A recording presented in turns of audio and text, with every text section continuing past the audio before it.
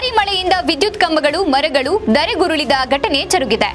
ನಗರದ ಗಾಂಧಿನಗರದ ತಿಮ್ಮಪ್ಪ ದೇವಸ್ಥಾನ ಮುಂಭಾಗದ ರಸ್ತೆಯಲ್ಲಿ ಬೃಹತ್ ಗಾತ್ರದ ಮರವೊಂದು ವಿಪರೀತ ಗಾಳಿಗೆ ವಿದ್ಯುತ್ ಪೂರೈಕೆ ಹಾಗೂ ತಂತಿ ಮೇಲೆ ಬಿದ್ದ ಪರಿಣಾಮ 2 ವಿದ್ಯುತ್ ಪೂರೈಸುವ ಕಂಬಗಳು ನೆಲಕ್ಕುರುಳಿರುವ ಘಟನೆ ನಡೆದಿದೆ.